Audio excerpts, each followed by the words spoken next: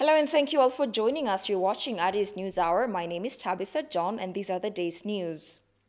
Prime Minister Abiy Ahmed has recognized best performing artists today in a special event organized at Ndoto Park, Addis Ababa. Quote, "Ethiopia thanks you for your service," said the premier on the recognition ceremony. Long-serving artists from several genres have taken part in the recognition ceremony, where best performers have received award medals from the Prime Minister. Elite artists have also received award medals from Prime Minister Abiy Ahmed. The award and recognition is attributed to contributions, long and active services, popular acceptance, and age of the artists above 60. All the artists awarded are alive. Theater, film, painting, and sculpture are the genres in which the awardees have participated.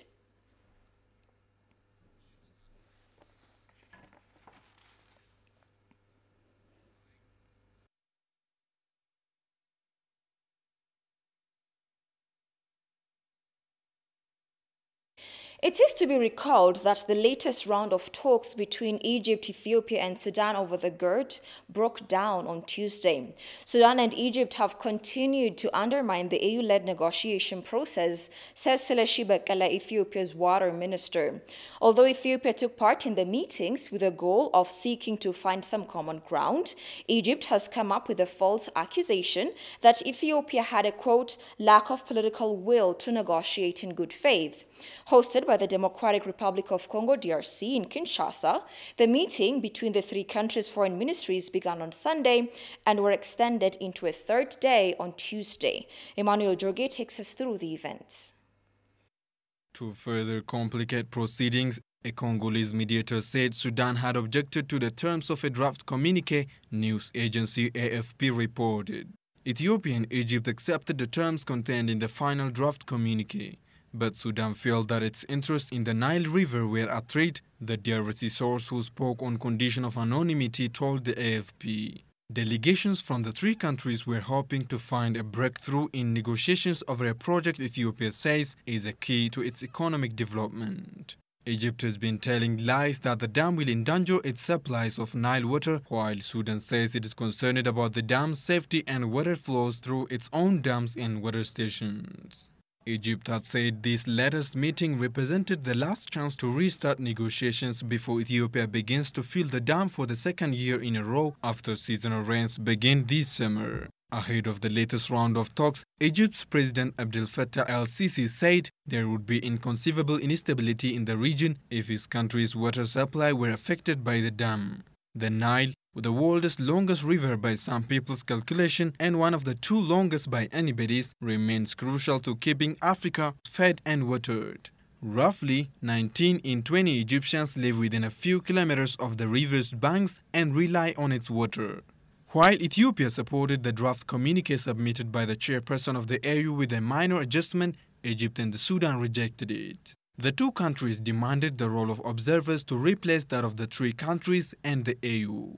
It said Ethiopia's resolve to reach a settlement on the first filling and related operations of the dam failed to be resolved due to the rigid stance taken by Egypt and the Sudan. The two nations, it said, wanted to make the negotiation and the outcome a tool to affirm their self-claimed water share and foreclose Ethiopia's share. The statement underlined that Ethiopia will undertake the second filling of the GERD as scheduled. Sudan and Egypt agreed on a proposal to include the European Union, the United States, and the United Nations in the talks, as well as African Union mediators. But Egypt falsely accused Ethiopia of rejecting the proposal during the meeting, as well as other suggestions to restart negotiations. Sudan is also in the midst of a border dispute with Ethiopia. Ethiopia has expressed its enormous respect for the role played by the President of the Republic of Congo, Felix Tshisekedi, and Chair of the AU for hosting the meeting. The negotiations over the $4 billion GERD held in Kinshasa, DR Congo, concluded on Tuesday without a deal being reached because Sudan came up with a proposal to include international mediators in the talks. This is supported by Egypt, while Ethiopia rejected it. Ethiopia has made it clear that the attempt by the Sudan and Egypt to include the United States, European Union, and the UN as mediators is meant to undermine the AU-led process. And now to further elaborate on this, we have Yilmaz Seleshi, a member of the negotiating team on the phone, to walk us through the deliberate moves being made by Egypt and the Sudan to stall the negotiations. Thank you for being with us, Yilmaz.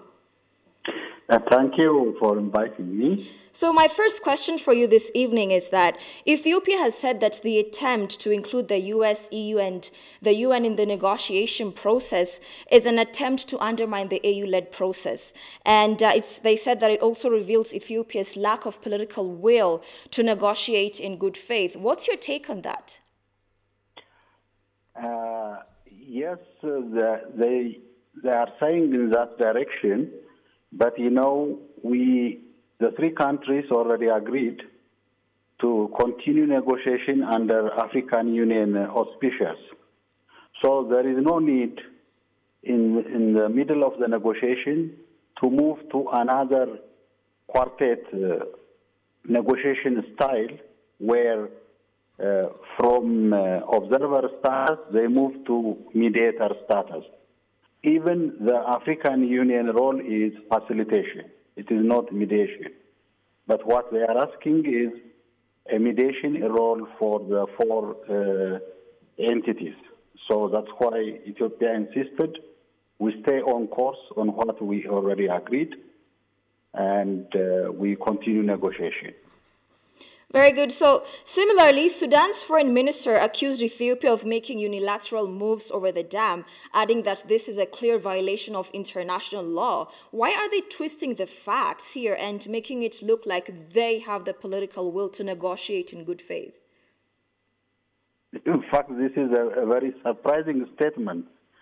In the last 40 and 15 years, both Sudan and Egypt have been developing unilaterally without discussing with Ethiopia on a common Nile water.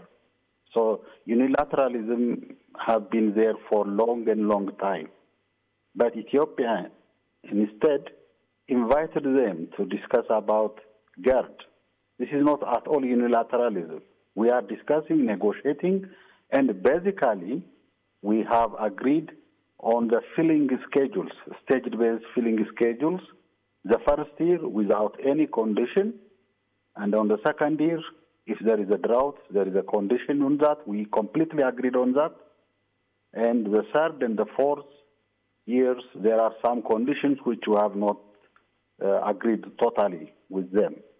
So the filling aspect is more or less progressing very well. So this is not unilateralism. This is cooperation. So their statement is not really based on facts. Okay, so how should Ethiopia proceed in this? Could engaging more with other riparian countries be an option in this regard to straighten the situation? You see, the Blue Nile is mainly concerning Egypt and Sudan directly, the water course itself. But the Nile as a whole, yes, the other upper riparian countries may join the discussion, but still the Nile Basin Initiative discourse is there. We can have also discussion in that forum.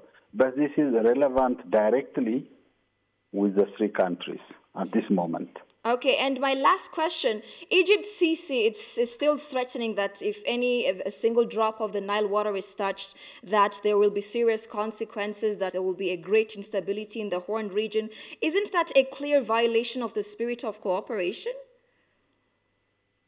Yeah, I mean, you know, they are setting Egypt water. We are not sure which water, because this is also Ethiopia water, Sudanese water. In particular, when you talk about Blue Nile. So Ethiopia has also water, Egypt has also water, Sudan. So we use our water, our share. I cannot see that statement because it is not very explicit. We understand Nile is very important to Egypt and Sudan, but it's also very important to Ethiopia. We agreed on this in Declaration of Principle. It is a vital resource for the three countries. So, all right, Professor Yilmaz Seleshi, thank you so much for your time. I really do appreciate it. Thank you for having me. Have a great evening. Thank you. The latest round of talks held between Sudan, Egypt, and Ethiopia from 4th to 5th of April in Kinshasa has ended without agreement. Briefing journalists on Wednesday about the failed negotiation, Minister of Water, Irrigation and Energy Seleshi Bakala accused Sudan and Egypt of interrupting the talks with their unrealistic proposals. The minister confirmed Ethiopia's firm stance to proceed with the second phase of filling of the GERD as per schedule, despite a persistent impasse with downstream countries. Alula Teklamariam reports. It is the first time for Ethiopia, Sudan and Egypt to physically meet in Kinshasa, DRC, since the outbreak of coronavirus in the continent. However, the three-day talks mediated by the African Union ended with no progress, as Egypt and Sudan wanted an elevated role of international mediators in the process. The downstream countries also want a trilateral agreement on the dam's operations to be reached before reservoir filling began, where Ethiopia says filling is a natural part of the dam's construction and is thus impossible to postpone. Unfortunately, this thing, even in this negotiation, it is similar behavior. The last 7 meetings, the negotiations were interrupted by calling for change of format, do this, do that, without focusing on what we have agreed. None of them were interrupted by Ethiopia. None of the previous 7 meetings were interrupted by Ethiopia. The minister expressed Ethiopia's firm stance on ways of maintaining the enhanced role of international observers like South Africa, United States of America, and the European Union in the GERD negotiations to be facilitated by the African Union. So we recognize our 3 observers, the United States of America, European Union, and South Africa. We agreed to enhance the role of the observers because we are the ones who have selected them. That enhancement of the role is, for example, when we have serious disagreement on issue and we cannot solve it by our discussion of the 3 party, we can pick that issue and request the observer to find for us a solution for our consideration. That is an enhancement of the role compared to the previous one. Despite the disagreements with the downstream countries, Ethiopia would not be deterred from proceeding with the second phase of filling the Grand Ethiopian Renaissance Dam in the coming rainy season. On second year filling also it's very clear it has nothing to do with anything. As construction progresses, filling takes place. This is our commonly agreed declaration of principle. We don't deviate from that at all. We don't also deviate from what we have put in our documents. The 3 countries have agreed on stage-based filling with defined quantity. 13.5 is the second year, and that time period is during the rainy season when we have a lot of flood, a lot of water in the rivers, where nobody will be harmed, because of capturing of that water. Seleshi said Ethiopia is always committed to share data with the downstream countries regarding the second filling this rainy season. Meanwhile, Minister of Water, Irrigation and Energy Seleshi Bakala said Ethiopia's intention in the trilateral GERD talk was to discuss new roadmaps and ways to data sharing regarding the second filling of the dam. That was designed on regional integration and a win-win approach to use the Nile River in equitable and reasonable manner, according to the minister. However, he said Egypt and the Sudan stuck to a legal binding agreement. Take a listen to him. The roadmap to the next phases of negotiation towards concluding rules and guidelines for filling and operation guideline agreement. That was the ultimate goal. So for that, then the roadmap need to be created, and also ultimately to bring out joint communique. So within that, during the opening, our Deputy Prime Minister and Foreign Minister made very clear statements and reflected interests of Ethiopia, where Ethiopia is really committed to continue the negotiation and also complete the rules and guidelines agreement, and the principled basis for Ethiopia's negotiation towards the utilization of the Nile, and also specifically on the GERD issue, to utilize a resource we have collectively in the Nile Basin in equitable and reasonable manner without causing significant harm to any party. So the approach should be a win-win, and the GERD provides a real opportunity for integration of our economy, developing the region, providing huge benefit to Ethiopia by creating access to electricity for the 65 million people who live in darkness, and also a real opportunity to bring new paradigm shift in the system. And he also emphasized the idea of utilizing or dominating the utilization of Nile only by the two countries that, in a sense, exclusively utilize the entire water is not the 21st century idea, so it doesn't lead us to any win-win solutions. Therefore, we have to work together as partners. Seleshi also underscored that the DRC proposed 9 communiques for discussion, of which they agreed only on 3 common denominators. DRC proposed 9 communique items. We only have had minor comments on 2 issues, communique number 4 and 7, and the rest we have accepted as they are. It's natural, whatever is drafted.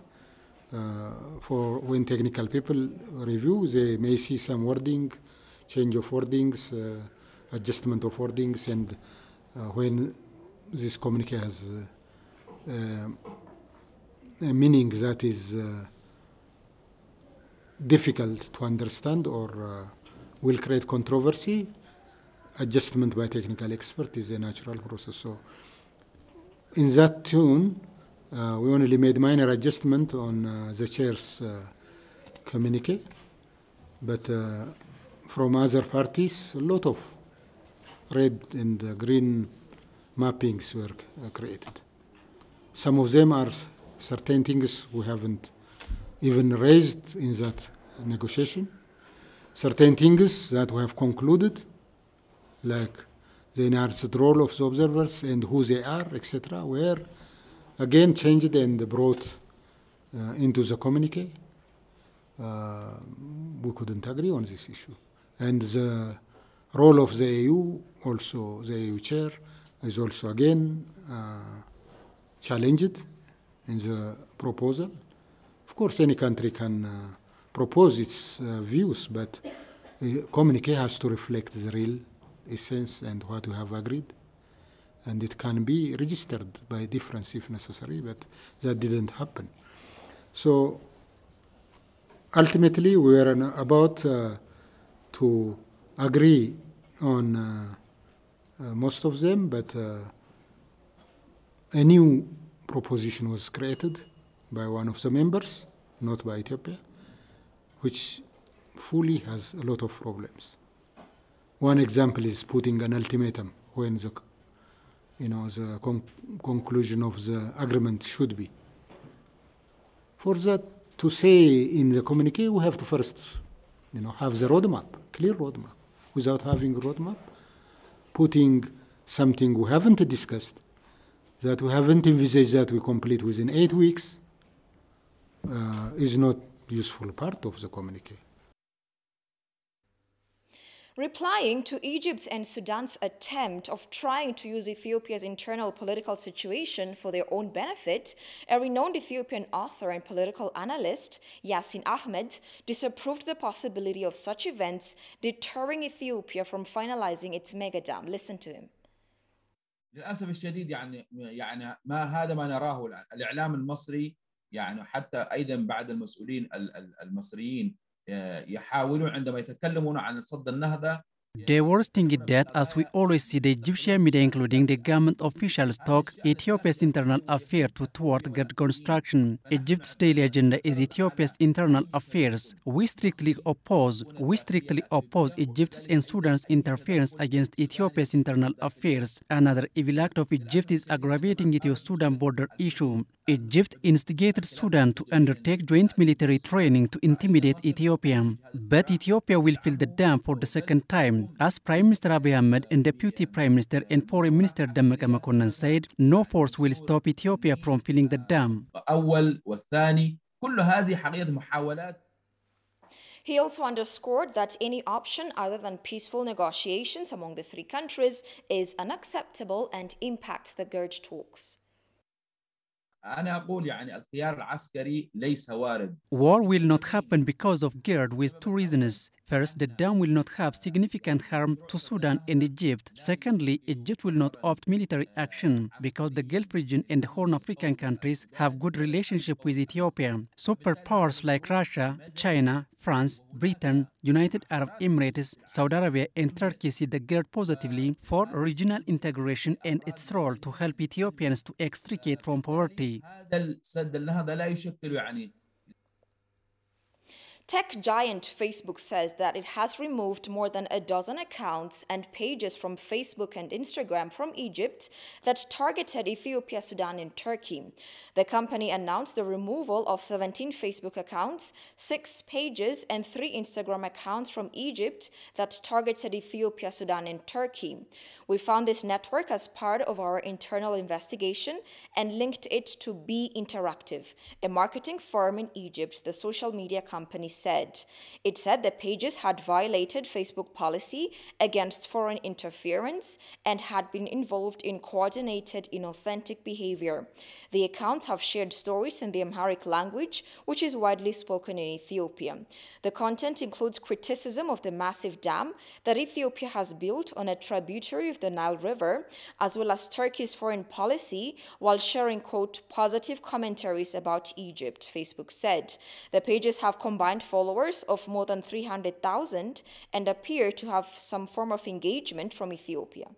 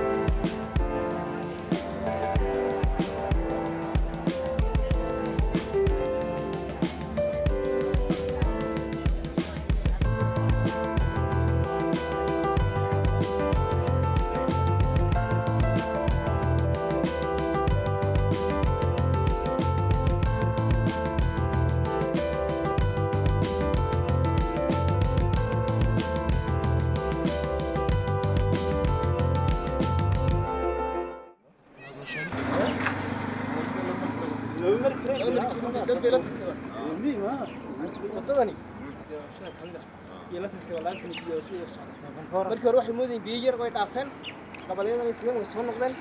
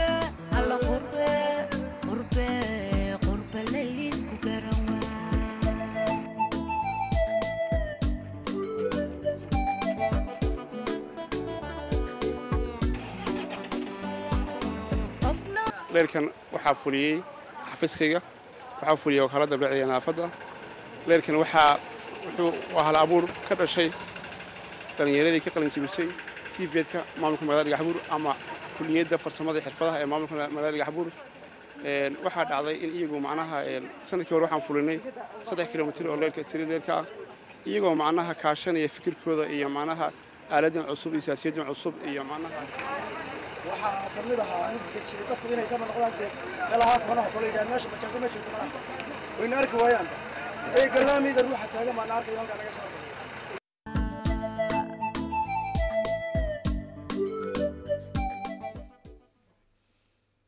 The Ministry of Foreign Affairs said in a statement that international media have been busy reporting crimes of all sorts of nature in the state of Tigray since the beginning of the law enforcement operation in the state, recalling that this operation followed the unwarranted and surprise attack by the TPLF clique on the members of the Northern Command of the Ethiopian Defense Force on 4th November 2020. The statement further underscored that it leaves no stone unturned to expose the truth to the whole world. Ethiopia believes that it has to set the record straight on slanted reports that continue to portray the federal government as an instigator of all crimes, while the belligerent TPLF appears to be the underdog that happens to be at the receiving ends of the alleged atrocities and human rights violations in the region. Niman Osman has the rest of the statement as follows.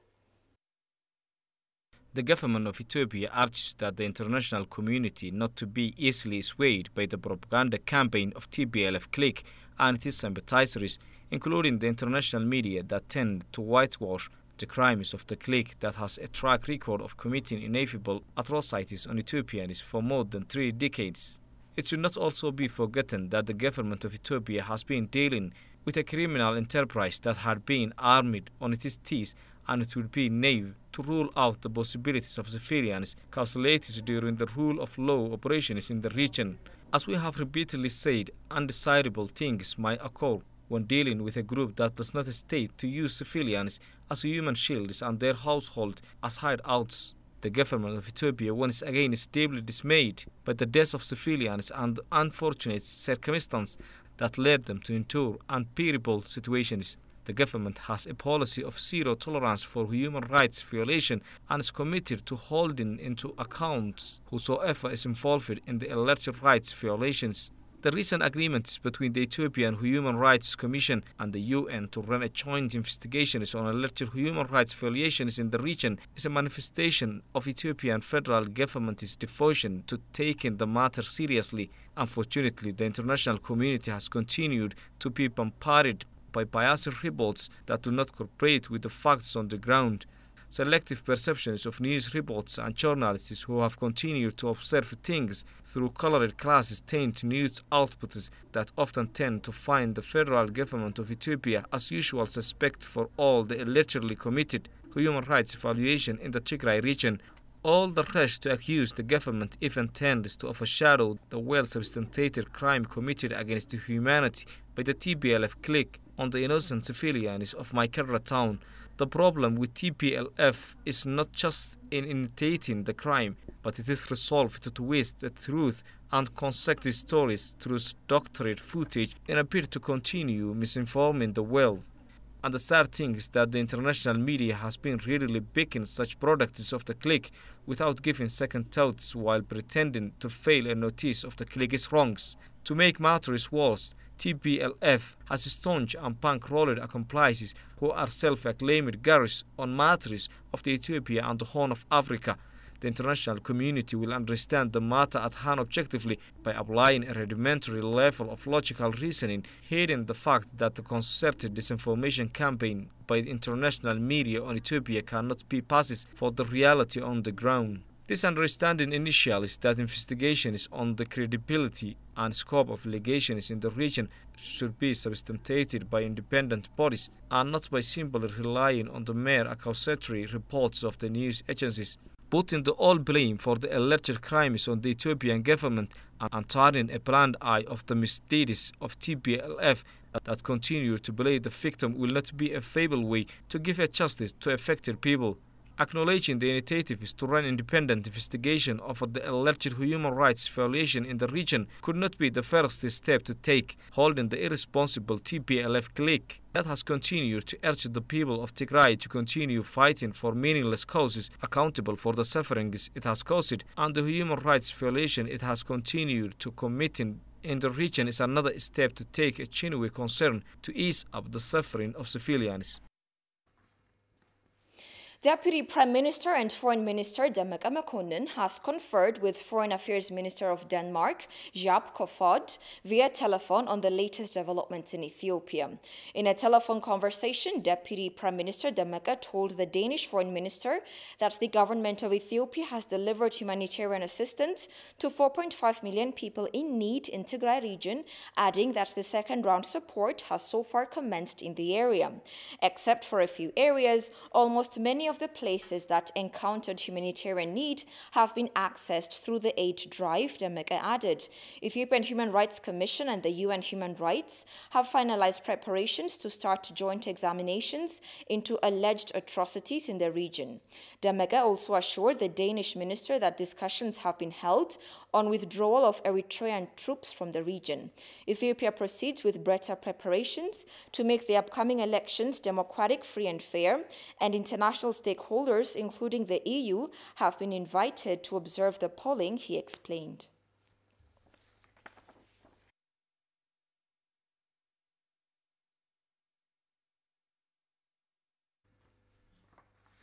And finally, the recently released video which shows atrocities on innocent civilians in Tigray is a complete fabrication and drama orchestrated by agents of the TPLF junta, according to the Ethiopian National Defense Forces.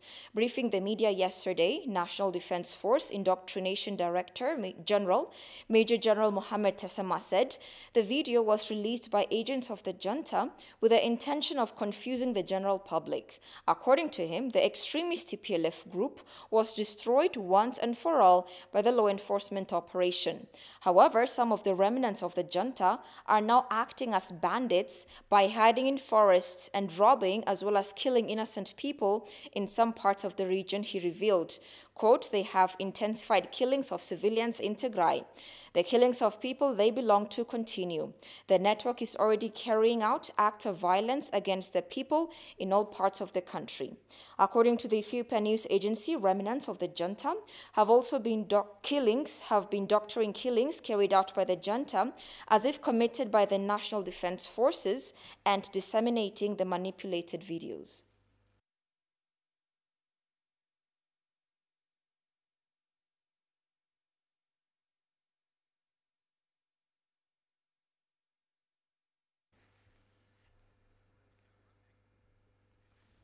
You're watching Addis News Hour, a quick reminder of today's stories making headlines.